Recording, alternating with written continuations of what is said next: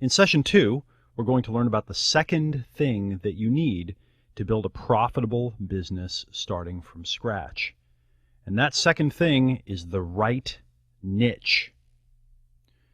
In this session, we're going to learn how to target a niche that has a high probability of working and test out that niche using a series of questions and a method of talking to our prospective customers so we prevent ourselves from wasting time, effort, energy, and money, and we have the highest likelihood of success. So let's start with some very important niche mindsets. Niche mindset number 1. Niches aren't chosen, and they're not what you want them to be. Now, many people, they get into business and they say, well, my niche is going to be people that have this particular problem. And I know that we've got a challenge right there, because a niche isn't something that you choose, and your niche isn't something that you want it to be. Your niche is about what your customers are going through. Your niche is about the obstacles, the challenges, and so forth that your customers have, and the results and the outcomes that you provide for them. And niches are something that are discovered. Okay? They're not something that are chosen. Okay? So niches aren't chosen, and they're not what you want them to be. Niche mindset number 2, niches are needs. So instead of thinking of your niche as your product or as your customer, think of your niche as the need that your customer has. Whenever I'm starting out a business or launching a product, the questions that I ask myself are, what's motivating my customer? Okay, so what are their drivers?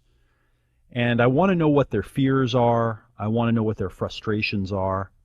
I want to know what their wants are. I want to know what their aspirations are. And I want to know specifically. If I'm going to create a product on how to lose weight, for example, let's say I'm going to create a training on how to lose weight.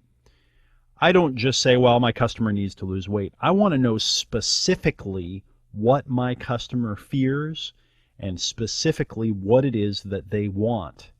And I want to know in their words, because if I understand exactly what they want, I understand exactly who they are and exactly how much weight they want to lose, where they want to lose it, why they want to lose it, I'm going to have a much higher probability of success. So niches are needs.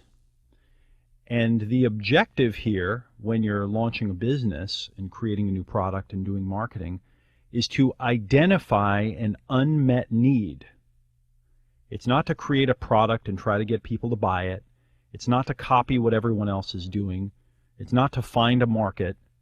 It's to find an unmet need inside of a group of people that you can meet by creating products and services that deliver the result that they want.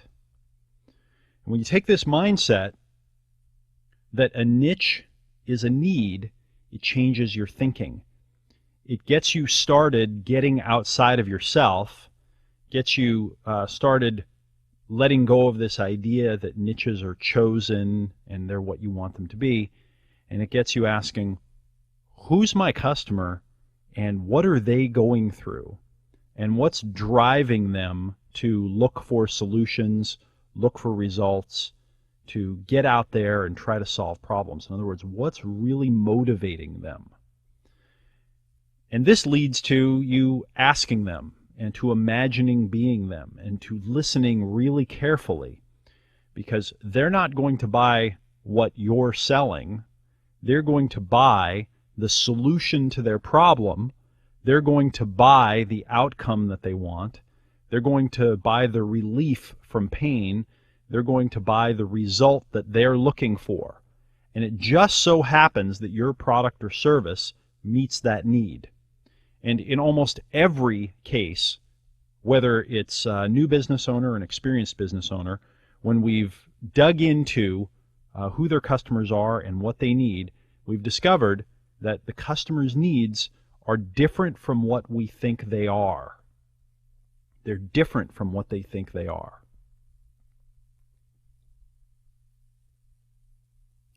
Niche mindset number 3. Niches are discovered and developed. Niches are discovered and developed. So niches aren't chosen or targeted in the sense that most people mean them. Niches are discovered. And then once they're discovered, they're developed.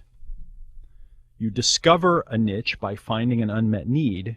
You develop a niche by going deeper and getting more focused and isolating that need. So let me give you an example of how I discovered a series of niches and how I then developed them and did very well at launching businesses and products. My first online business was an information business selling a book of dating advice called Double Your Dating. Well, as that business grew, we then started selling other products, and we had other teachers come on and start teaching other aspects of dating and relationship advice. Did very well. Well, over several years, a lot of people asked me, how did you do that? And so I showed several other people how to build an online information business. And I had several of them go on to make hundreds of thousands or millions of dollars. And I watched as this methodology that I had kind of created really helped others become successful. Well, after several years, I decided I should create a training program just teaching people how I built my business. So I said, all right, I'm going to switch paths completely. I launched a new company, and I created a new training called Altitude. Now, this was a very high-end live seminar training. Okay, I launched this business the opposite way that I launched the first one. The first one I launched with a low-end entry-level product that cost $30 or $40. This next business I launched with the highest end training I could come up with, and it was $10,000. And the promise was, I'll teach you how to take your business that's already started and show you what I've done to grow my business to the $10 million level and beyond. Now, it was a very successful program. We had people fly in from 26 different countries to attend. We did it at a fancy hotel. During the event, I asked the audience, I said, how many folks here have information-related businesses? And about half the people in the audience raised their hand. Now, keep in mind, I had marketed this on how to grow any business that's already started to the $10 million a year level. I didn't think that people would be interested in just learning about information from me, even though that was the business I was in, and it just didn't strike me. I thought people want to learn business. So it hit me, I need to get out there and create something that just teaches how to build an information business online. So a few months later, it was probably 5 or 6 months later, I launched my Guru Mastermind program, which was a monthly training program that was about $500 to $1,000 a month to be part of, where I taught everything that I had learned about how to build a successful information marketing business online. Now, in my original Altitude launch, okay, that was about $1 million launch or so, okay, the first one. And most people say, well, that's not bad, Evan, nothing to complain about. Okay, but the very first one, the first live program, about $1 million launch. Well, my Guru Mastermind launch was a multi-million-dollar launch. As I recall, it was over a $3 million launch, okay, in front-end sales. What happened? Well, I discovered a niche called people who want to learn how to grow their business. And then within that niche, I realized half the people want to learn about information. So I narrowed, or I developed my niche. And I created a completely new business and product called the Guru Mastermind, and I taught people how to do information businesses. While I was launching that business, I did a series of surveys and kind of inquiries with our customers, and I said, well, what do you want to learn about how to grow an information business? What's your biggest challenge, your frustration, your want, your need? And the number one answer that came back was, I want to learn about how to manage my time and become more productive. Now that was a real surprise, because I wasn't asking about time and productivity. I was asking about what you want to learn inside of your information business. But that was the most common answer that I got. So what I did is I created a bonus training program that went along with my Guru Mastermind on just time management and productivity. And I created a 13-week course. And people that were in the Guru Mastermind and people that go through it told me, and still tell me, that that time management stuff was some of the most valuable training that I got. So I took that program and I created a separate product, and I launched just a program on time management and productivity called Wake Up Productive. Okay, so you see a series here of niches that were discovered and then developed. I first started out teaching business. While I was teaching business, I realized people wanted to learn specifically information business. So I launched a separate set of trainings on just information business, and we did very, very well, even better with those. While I was doing that, I discovered a little sub-niche or a sub-need called time management and productivity. So I created a training program just for that. We launched it separately. And by the way, we've now sold over $1 million worth of the Wake Up Productive training program. And we've never really seriously marketed that. We've done a couple of little internal launches, and we did one kind of low-key public launch, but we haven't really even done much with that program yet. So this is an example of how niches are discovered and developed. And I recommend that you go out and try to discover your niche. Don't target it or choose it. And the way you discover it is by asking a series of questions. What I'm going to do right now is I'm going to teach you 3 questions that I call my niche test. Okay, the 3-question niche test. And you're going to learn about how I think about targeting or choosing a niche, which really is about discovering the niche and basing it on a need. And then we're going to do an exercise and learn a little bit about how to go out and find a very high probability niche to build a business in.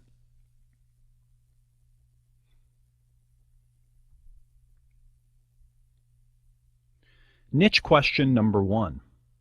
Is my prospective customer motivated by pain and urgency or irrational passion?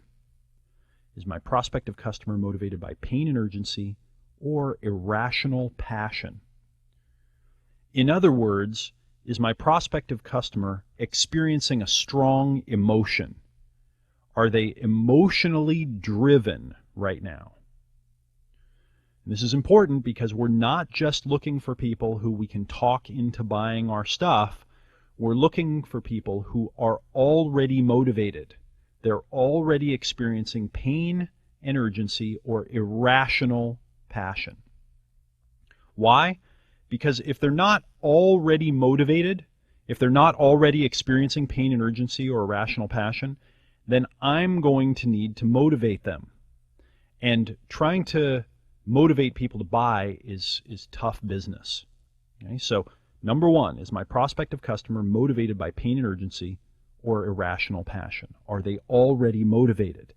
If they're not already motivated, then it's probably not a good niche to pursue. Niche question number 2. Is my prospective customer proactively looking for solutions? Okay, so not only are they motivated emotionally, okay, irrationally, do they have pain and urgency or irrational passion triggered inside of them, but also are they proactively looking for solutions? Have they gotten up off their lazy butt and are they out seeking solutions? Why do we need them to be proactively looking for a solution right now? Because if they're not, again, we have to motivate them to buy what we're selling. And trying to talk people into wanting what you're selling is a very tough business. It's not the business that you want to be in. And it's not the kind of business that I and others who are very successful in business, those aren't the niches that we target. Okay? They're not the niches that we pursue. This is one of the reasons why I like search marketing and online search engine marketing so well. It's one of the reasons why I like to test things out using search marketing, because by definition, the customer is searching for a solution. People are going to the search engine and they're typing in words because they have a need. So they're already looking. One of the things that I like to say is look for customers who are looking for you. Don't look for customers that you have to talk into wanting what you're selling. Look for customers who are looking for you. They're already looking for you. Now, these two questions, if you get a yes to both of them and you narrow and you really refine your niche to a need where it's an emotional need and they're looking for solutions, this eliminates about 95 or 99% of all possible niches. But it focuses you on the ones that are high probability. A high probability. And then when you add this third question, you make it so that your niche has the highest likelihood of being a winner. Niche question number 3. Does my prospective customer have few or no perceived options? Few or no perceived options. You see, if your customer has lots of perceived options, then you're playing the competition game. Then you're competing on price, or you're trying to say, my thing is better than their thing. And you don't want to compete. You don't want to have your option be one of 50 options that your customer is considering. You want your option to be the only option, or one of only a couple, so that you can clearly differentiate it and you can rationalize charging a high price and making profit on it. And this question goes nicely with the other two. Now you're looking for a prospective customer that's motivated, okay, so they're emotionally triggered to move away from a problem or toward an outcome that they want. They're proactively looking for solutions. Okay, they're out looking for solutions, and they have few or no perceived options. Few or no perceived options. Now, I walked you through a little sequence of how I launched a series of new trainings. First, I launched my altitude training, then I launched my Guru Mastermind training, and then I created my Wake Up Productive training. And what I did is I looked out there and I realized, wow, look at this. I was trying to grow my business, and I couldn't find the information to grow my business from kind of the $1 million level to the $10 million a year level. There weren't any good trainings or books available. And I read a lot of books, and I go to a lot of trainings. So I knew that this was something that wasn't available. And I knew, because a lot of people had asked me to show them how to start a business and build a business, that this was a need in the marketplace. And then next, when I launched my Guru Mastermind training, I knew that people were motivated to learn this because they had paid $10,000 to come to a program that wasn't exactly on what they wanted to learn about. Okay? They wanted to learn more about information business specifically. And I knew that they were looking for solutions. And then I looked around and I realized, there isn't anyone that's teaching this particular topic, teaching kind of a really good in-depth, high-end training. So I launched that one. And then same thing for Wake Up Productive. I looked around and realized, look at this. There isn't an immersive, in-depth online time management and productivity training, a really, really good one. So I'll create it, and I'll take over the market. I'll literally create the market. Okay, so I basically got 3 yeses when I was launching these businesses. Now, when I create products, which we'll talk about in the next section of this program, when I create products, in the back of my mind, I'm always asking these 3 questions as well, because I think of a product as being a niche in and of itself. Each product is designed to meet a specific need in and of itself. And think about those 3 programs that I did that are very different. Each one met specific needs, but each one met different needs of different people. Very specific. So niches are needs, and products are actually niches in and of themselves. And when you really get good at this, you realize that narrowing your niche is better than widening your niche. Most people tend to go after big, wide, fat niches where there's lots of people. And what I tend to do is start with a big niche where there are a lot of customers, and then carve off a small chunk of it where there's a group of people that have a need, they're looking for solutions, but they don't have that particular thing that they want available. So I can make it for them. Okay? I can give it to them. And now I want to talk to you about what we might call niche intelligence.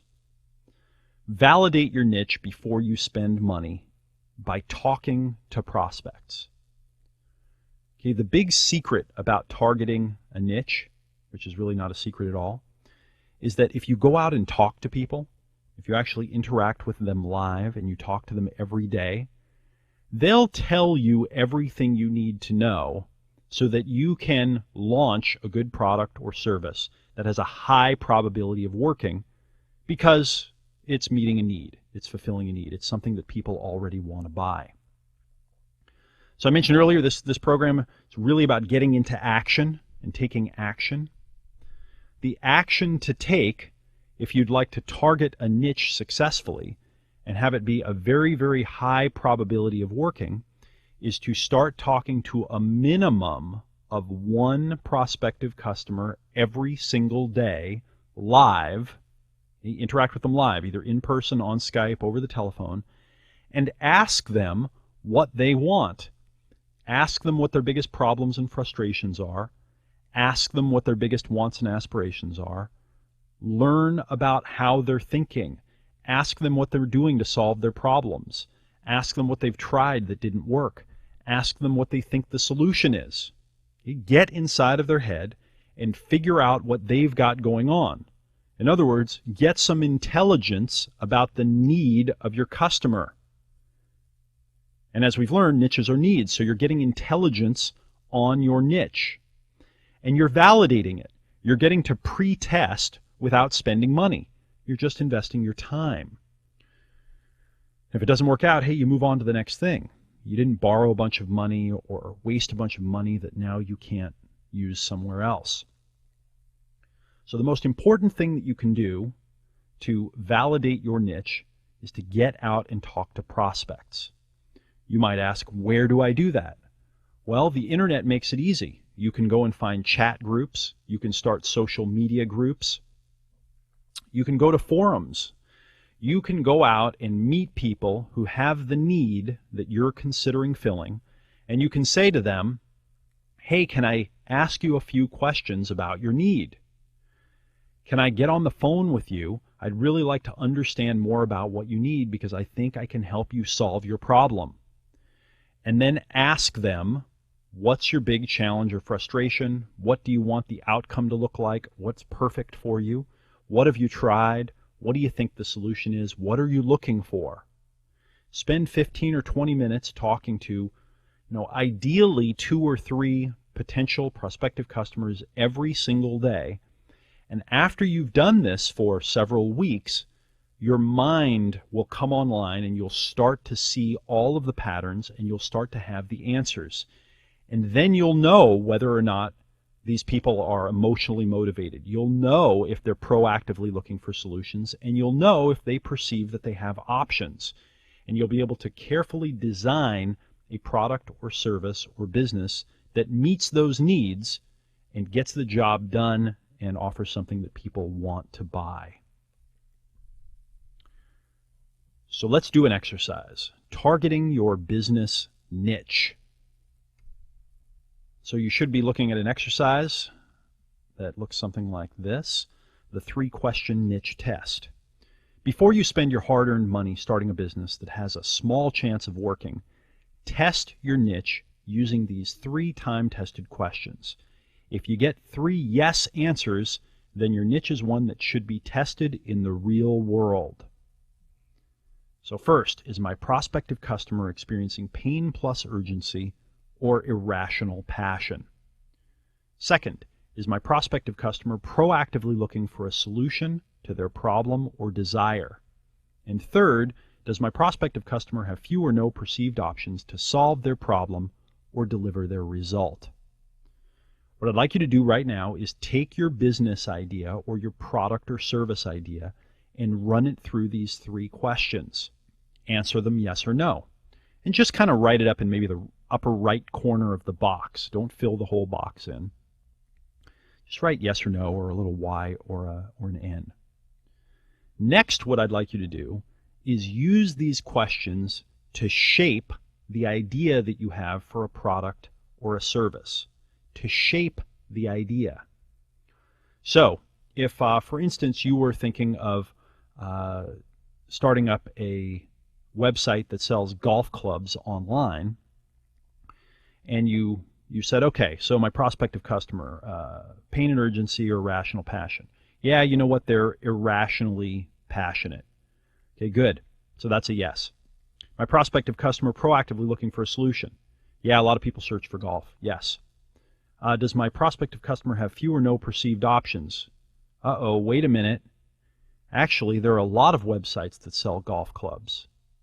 Okay, so now you're going to use this question to shape your business idea, to shape your product idea.